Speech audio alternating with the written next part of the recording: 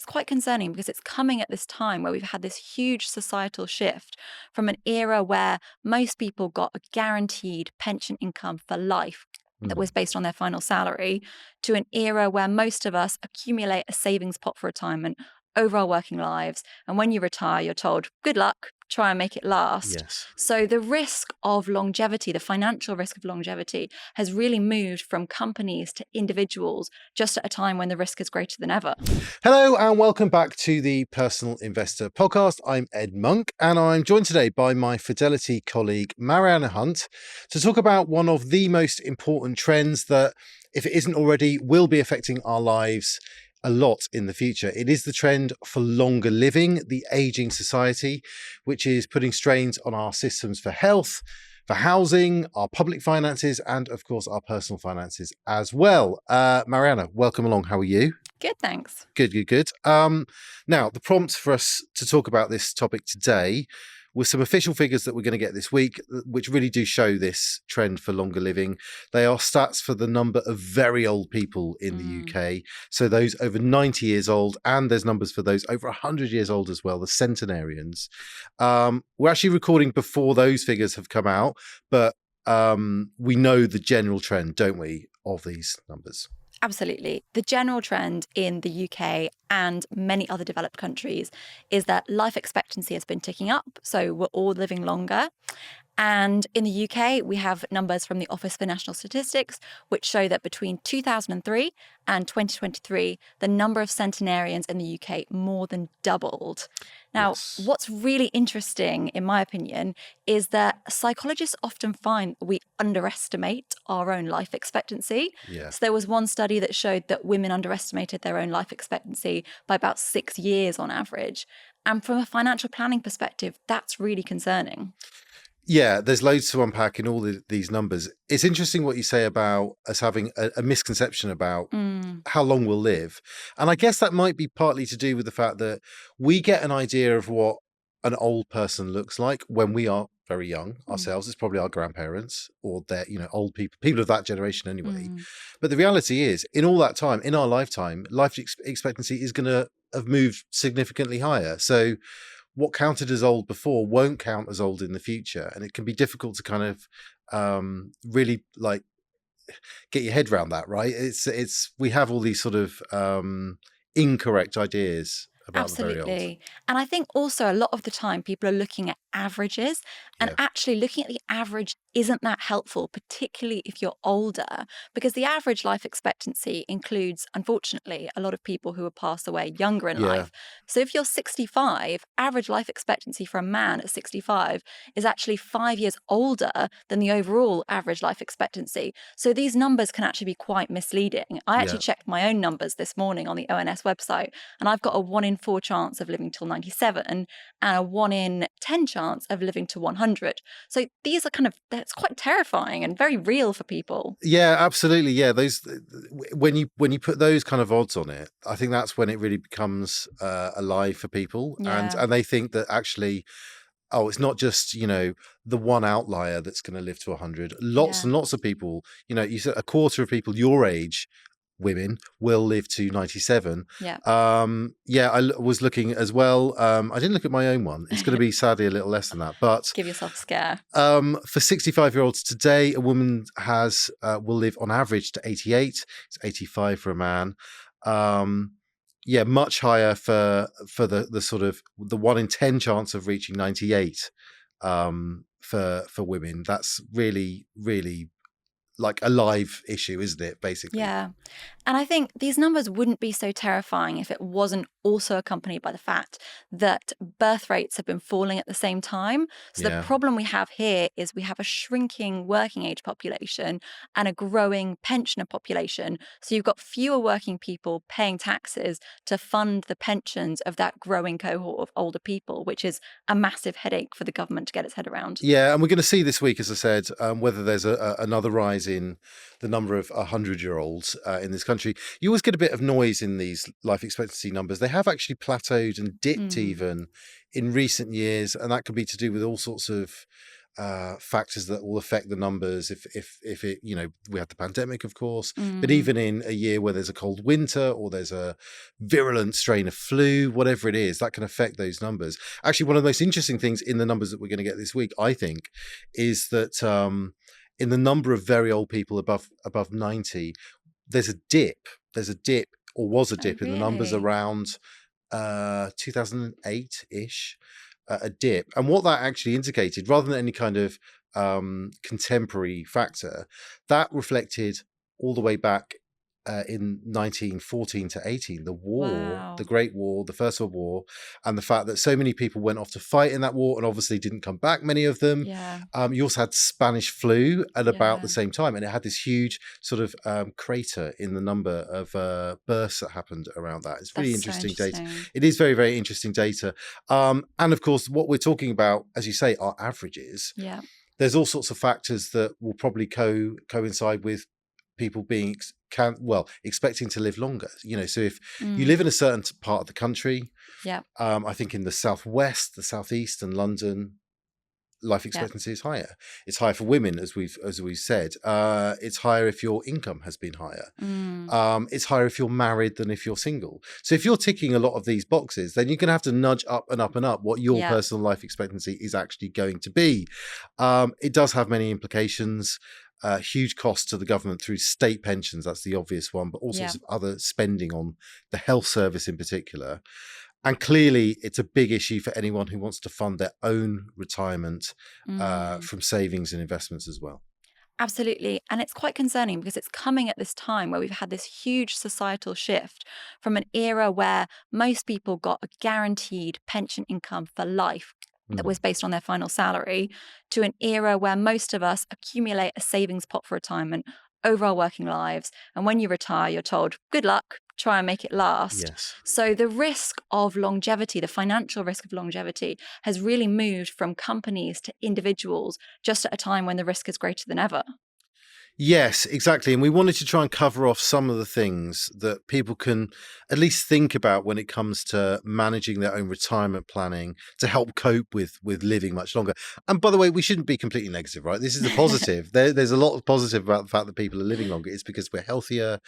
We have maybe easier lives than we used to. So that's all a good thing, but it does throw up these challenges. So what are some of the things that people should be thinking about in that context? So I think there's three main options for the table on the table for people thinking about how to cope with the 100-year life. The first option is simply to try and put as much into your pension as you can during your Yeah, working life, making the most of any employer uplifts, tax relief, and so on. But the thing is, this will only really be feasible if you're kind of mid to early on in your career, because you need time for those additional pension investments to grow, for you to really benefit from them. Whereas if you're later in your career, you don't have the benefit of time of and it'll be course. much harder to make up that shortfall. Yeah, I mean, and that's on the sort of the saving side of things. As you say, there's lots of things against you. You need to use every little bit of the system Yeah. where you can. The tax reliefs that you get, the employer contributions. We've covered in general lots in the past around these cliff edges that come along where your salary is particularly hit by income tax that happens around Mm, £100,000 of earnings in particular. Lots of people will sacrifice salary down to put more into their pension. It's obviously a good way to avoid tax in the here and now, but it's going to boost your pension savings as well if you're lucky enough to be in that position. Um, I just wanted to spend some time on the kind of the other side, the decumulation side yeah. of this. There's lots that can be done there to make your savings last, or at least kind of reduce the risk that you run out of money too quickly, right? Absolutely. So, I mean, unfortunately, one of the kind of obvious ways to make it last longer is simply to spend Spend less, less. which no one wants to hear that because it means a less enjoyable retirement.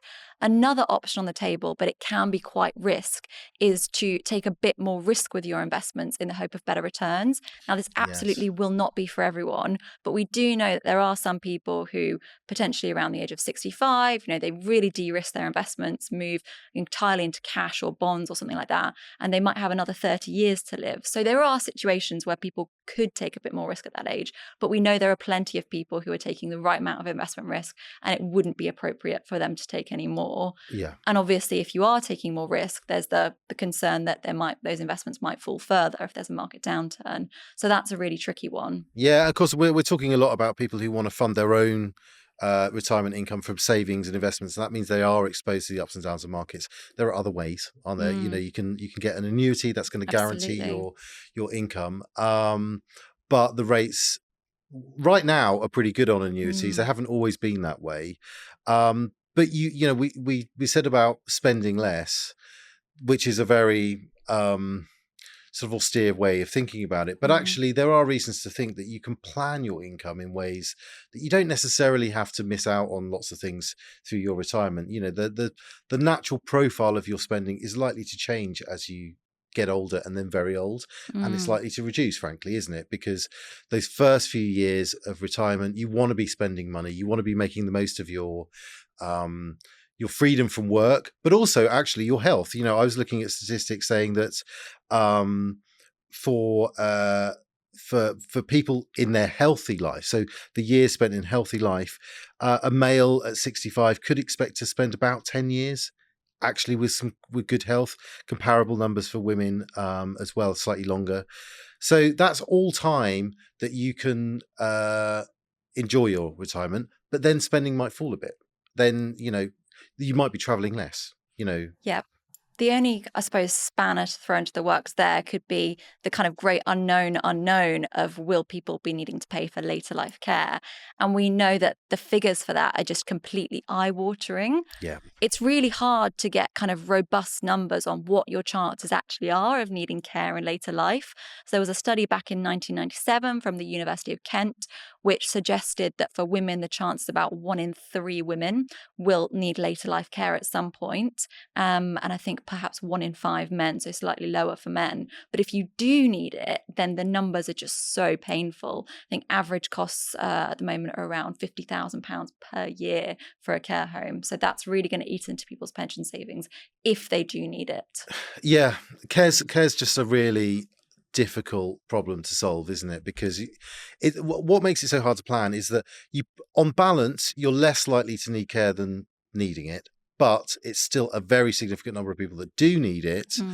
And then, as you said, if you really do need it, you can't actually, let's say for most people, it's not going to be realistic to just save more, so just in case they need to pay for care. One, that's not particularly efficient. Do they want to be kind of holding on to all these huge amounts of cash right up until the last moment in their lives when they might not even need it? And if they do, the cost is uncertain. It makes it really difficult to plan for. A lot of people will end up selling their home, won't they, to pay for care? I mean, that's basically yes. that's the contingency that lots of people have, which is not a pleasant thought, but at the same time, it's a way to do it. But of course, that does mean that you can't then use your property for other kind of funding of retirement. You can't downsize. You can't use equity release, what some people want to do with their property. Absolutely. And there was a plan to introduce a lifetime cap on care costs this October. So people would only ever pay a maximum of £86,000 for care of their lifetime.